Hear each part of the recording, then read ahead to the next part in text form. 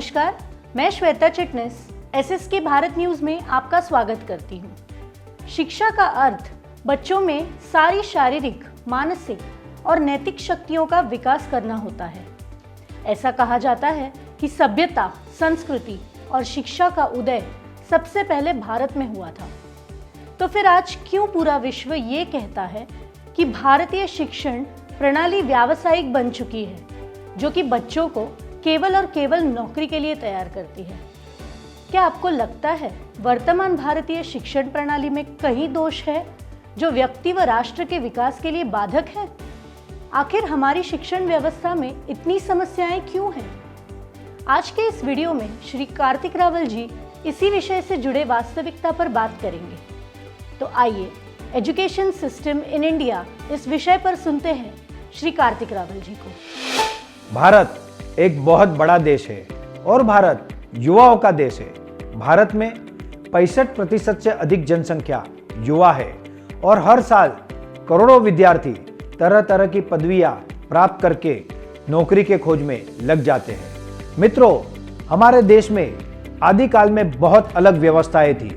गुरुकुल थे, नालंदा, तक्षशिला जैसे विश्वविद्यालय थे, जहां पे पूरे विश्व से लोग हमारे देश में पढ़ने आते थे। लेकिन उसके बाद के समय में भारत पे तरह तरह के आक्रमण हुए, जिसमें इन विश्वविद्यालयों को नष्ट कर दिया गया। इस वजह से हमने हमारी प्राचीन विज्ञान की धरोहरें खो दी। अगर आप सर्जरी की बात करते हो तो हमारे प्राचीन ग्रंथ सुश्रुत संहिता में उसका विश्व में सबसे पहले उल्लेख है। अगर आप आयुर्वेद की बात करते हो तो उसकी शुरुआत भारत में ही हुई है। अगर आप योग की बात करते हो तो उसकी शुरुआत भी भारत से ही हुई है। अगर आप खगोल विज्ञान यानी तारे, नक्षत्र, ग्रह, ज्योतिष शास्त्र की बात करते हो तो उसकी शुरुआत भी हमारे भारत से ही हुई है। आप सिर्फ सोचिए कि भारत कितना समृद्ध था।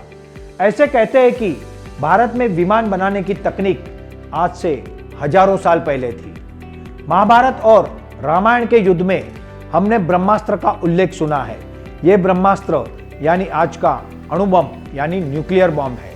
अग्नि अस्त्र, वायु अस्त्र जैसे अनेक नाम जिन्हें हम सिर्फ किस्से कहानियों में सुनते थे, उन्हीं नामों वाले अस्त्रों का रूप आज हम असल में अपनी आंखों से देख रहे हैं। भारत शिल्पकला, हस्तकला, वास्तुकला ऐसे हर क्षेत्र में पूरे विश्व में सबसे आगे था। भारत बहुत सारी चीजें विदेशों में देता था और बदले में वहां से जहाज के जहाज भर के सोना भारत में आता था और इसीलिए भारत को सोने की चिड़िया भी कहते थे। अगर दक्षिण के पद्मनाभ मंदिर की बात करें तो वहां से आज के युग में 1 लाख करोड़ से अधिक सोना पाया गया, जबकि कई मुस्लिम शासक, अंग्रेज शासक हमको लूट के चले गए। एक विश्लेषण ऐसे कहता है कि अंग्रेजों ने अपने 200 साल के शासन में भारत से 3000 लाख करोड़ से अधिक की लूट की। अगर पद्मनाभ मंदिर की बात करें तो अभी भी वहां पे एक तहखाना बंद है और ऐसा कहते हैं कि उस तहखाने में इतना धन है, इतना सोना है कि जिसकी हम कल्पना भी नहीं कर सकते। ये सब क्यों था? क्योंकि भारत में एक बहुत ही उच्च प्रकार की शिक्षण व्यवस्था उस समय में मौजूद थी। ये भारत की ऐसी मजबूत व्यवस्था थी कि जिसके द्वारा पीढ़ी दर पीढ़ी ज्ञान आगे बढ़ता था और उन्नत होता था।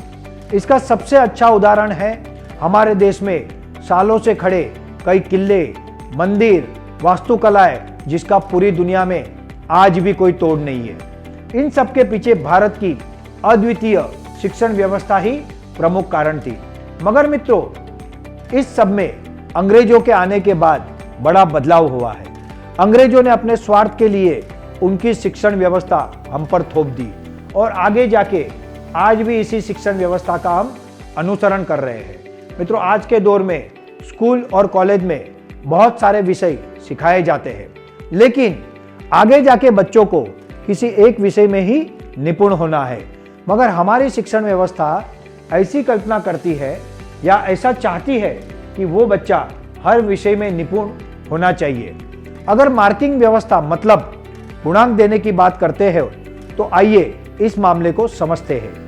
अगर एक उत्तर पत्रिका को अलग अलग प्राध्यापकों और शिक्षकों से जांच किया जाए तो शायद ऐसा होगा कि सबके गुणांक अलग अलग निकल आएंगे।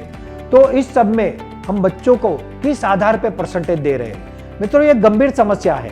हम बच्चों को क्या पढ़ा रहे, कैसे पढ़ा रहे, और सबसे बड़ा सवाल है कि हम इसकी जांच कैसे कर रहे हैं। शिक्षण व्यवस्था में कमी के कारण ये बहुत बड़ी परेशानी हो रही है। शिक्षण अब एक विद्या ना रह के एक व्यवसाय हो चुका है। अगर मेडिकल कोर्स के लिए एडमिशन लेना है, डॉक्टर बनना है तो करोड़ों रुपये, इंजीनियर बनना है तो लाखों रुपये, कॉमर्स में अच्छे कॉलेज में एडमिशन लेना है तो हजारों रुपये, लाखों और करोड़ों के सिवा आज के समय में एडमिशन प्रक्रिया की बात ही नहीं होती।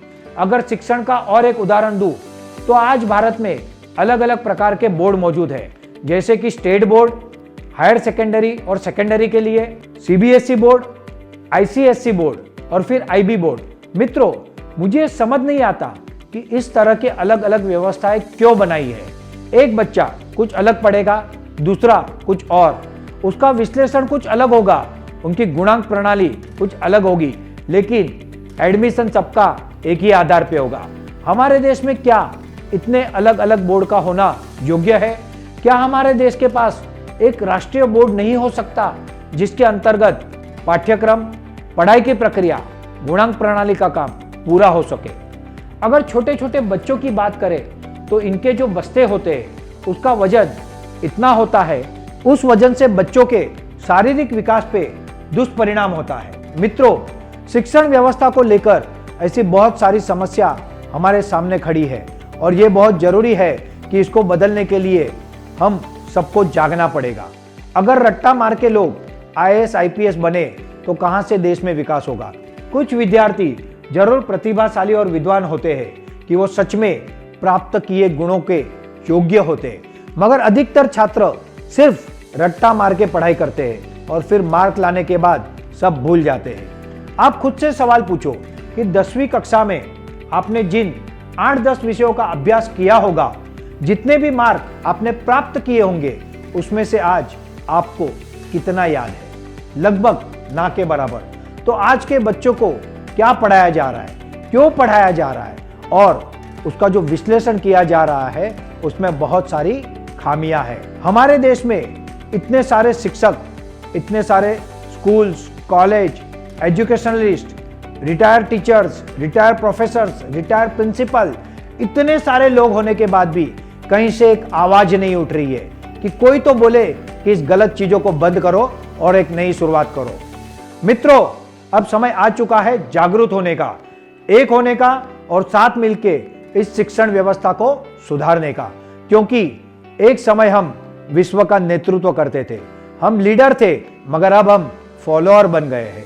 अब समय आ गया है फिर से विश्व का नेतृत्व करने का। अशिक्षित को शिक्षा दो, अज्ञानी को ज्ञान, अच्छी शिक्षा से ही बन सकता है मेरा भारत महान। जय हिंद, जय भारत। तो ये थे श्री कार्तिक रावल जी के भारत की शिक्षण व्यवस्था विषय पर विचार। देश का भविष्य युवकों पर निर्धारित है और युवाओं का भविष्य अच्छी शिक्षा पर निर्धारित है। अगर हम भारत को विश्वगुरु बनते हुए देखना चाहते हैं तो हमें जल्द ही अपनी शिक्षण प्रणाली में बहुत सारे सुधारों की आवश्यकता है। इस सब पर आवाज उठाना और शिक्षण प्रणाली से जुड़े अनेक समस्याओं का निराकरण करना, यही हमारा लक्ष्य है। इस कार्य में हमें आपके सहयोग की आवश्यकता है। इस विषय पर और भी जानकारी भरे वीडियोस, चर्चाएं और मुलाकातें हम आपके सामने लेके आएंगे। आप सभी अपने विचार और सुझाव हमारे साथ साझा कर सकते हैं। हमारे चैनल को लाइक, शेयर और सब्सक्राइब करना ना भूलें। हमारे लेटेस्ट वीडियोस को देखने के लिए स्क्रीन पर दिख रहे बेल आइकॉन को दबाएं। एसएसके भारत न्यूज़, एक कदम सकारात्मक बदलाव की ओर।